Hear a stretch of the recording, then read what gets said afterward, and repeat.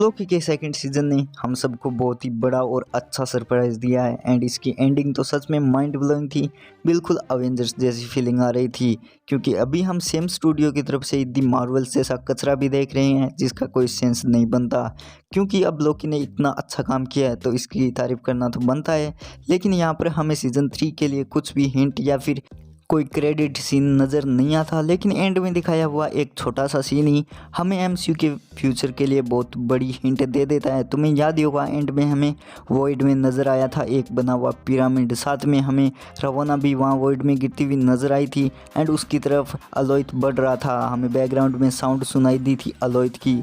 तो ये सीन बहुत ज़्यादा इंपॉर्टेंट हो जाता है क्योंकि वॉइड में इतना बड़ा पिरामिड कौन बना सकता है, और अलोइथ जो कि छोटे से इंसान को भी नष्ट कर देता है वो इतने बड़े पिरामिड को नष्ट क्यों नहीं कर पा रहा। मुझे नहीं लगता कैंग के अलावा और किसी की इतनी हिम्मत हो सकती है कि वो वॉइड में पिरामिड बना दे एंड अलोइथ उसे नष्ट भी नहीं कर पा रहा। एंड अगर कैंग सच में पिरामिड में है तो ये बेसिकली रामाटट का वेरिएंट हो सकता है। एंड अगर वहाँ पर रामाटट है तो किसी भी हाल में रवोना नहीं मरने वाली, क्योंकि तुम्हें मैं बता दूं कि कॉमिक्स के अंदर मैंने थोड़ा बहुत रिसर्च किया था तो पाया था कि रवोना को बचाने के लिए कैंग किसी भी हद तक जा सकता है, इतना बड़ा लवर है वो उसका।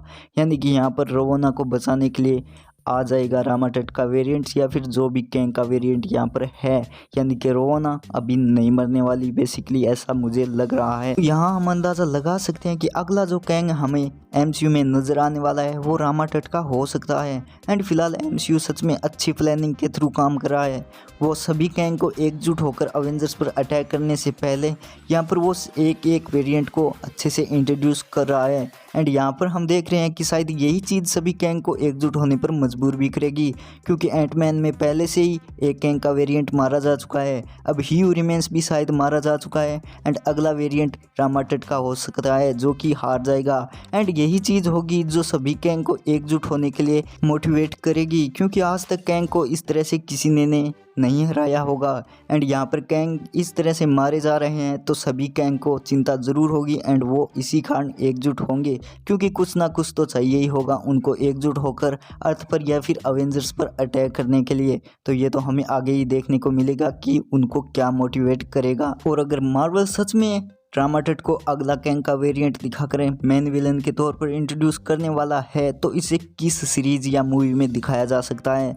मेरी तो पर्सनली सच में बहुत ज़्यादा पसंद होगी मून नाइट, क्योंकि मून नाइट पहले से ही इजिप्ट से कनेक्टेड है एंड रामाटट तो है ही इजिप्ट से कनेक्टेड, तो इन दोनों को दिखाया जा सकता है। एंड क्योंकि अभी मून नाइट को लेकर चारों तरफ पॉजिटिव बातें ही चल रही है तो मुझे लगता है मार्वल को मून नाइट पर दाव खेल देना चाहिए।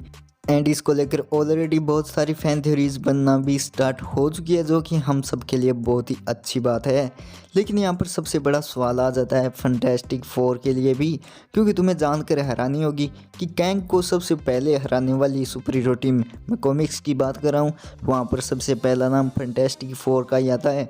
लेकिन अभी तक एमसीयू में फैंटास्टिक फोर को लेकर ज़्यादा कोई डेवलपमेंट नज़र नहीं आ रही है। पहले 2024 में फैंटास्टिक फोर के रिलीज़ की बातें चल रही थी, अब उसे 2025 में कर दिया गया है। एंड जैसी नेगेटिव रिपोर्ट मार्वल के लिए आ रही है, मुझे नहीं लगता कि 2025 वाली डेट पर भी मार्वल फैंटास्टिक फोर को रिलीज़ कर पाएगा। एंड ये मेरे लिए तो बिल्कुल भी अच्छी न्यूज़ नहीं है, क्योंकि मुझे फैंटास्टिक फोर बहुत ज़्यादा पसंद है सच में। और अभी तुमने देखा ही होगा कि इको का ट्रेलर आया है, उसके लिए काफ़ी सारी पॉजिटिव बातें ही चल रही थी। लेकिन सबसे बड़ा सवाल आ जाता है कि मैं क्यों ही देखूं, क्योंकि तुम्हें पता ही है कि अगर यही इको का ट्रेलर कोई और नेटफ्लिक्स या फिर अमेज़न की सीरीज़ होती तो क्या हम इसके बारे में बात कर रहे होते, क्या हम इसे देखते?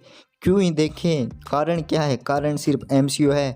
एंड इको की जो ग्राउंड लेवल स्टोरी होने वाली है वो इस मल्टीवर्स सागा में क्या ही इम्पोर्टेंस रखती है।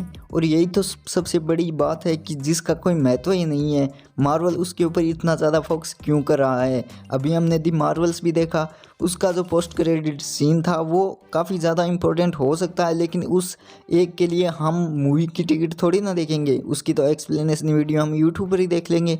और यही चीज़ है जो मुझे बिल्कुल भी समझ में नहीं आ रही, मार्वल ऐसे प्रोजेक्ट पर क्यों ही पैसा लगा रहा है जिसको लेकर ना तो फैंस की कोई एक्साइटमेंट है और ना ही जो मल्टीवर्स सागा में कोई महत्व रखती है। और ये सवाल सच में बहुत ज़्यादा महत्वपूर्ण है कि हम क्यों देखें इन महत्वहीन शोज़ को एंड मूवीज़ को। लेकिन इतनी सारी पॉजिटिव बातें करने के साथ साथ हमें नेगेटिव बात भी करनी होगी, एंड वो है, तुम्हें पता ही है, हमारे जोनाथन मेजर्स पर चल रहा केस, जिस कारण बहुत सारे रूमर्स आ रहे थे कि मार्वल कैंग को बहुत ही जल्दी रिप्लेस कर देगा डॉक्टर डूम से, यानी कि फिर ये सारी बातें कोई महत्व ही नहीं रखती। एंड ये जो मल्टीवर्सल सागा में कैंग को सेटअप किया गया है एंटमैन के थ्रू या फिर यहाँ पर लोकी के थ्रू, इन सब का कोई महत्व नहीं बचेगा, जो कि बिल्कुल भी सही नहीं होने वाला। क्योंकि लोकी ने जो कैंग को सेटअप किया है ही हू रिमेन्स को, मैं इसको वापस से रिबूट होते हुए बिल्कुल नहीं देखना चाहता। एंड फिर तो मार्वल सच में बहुत ज़्यादा बैकलैश झेलने वाला है।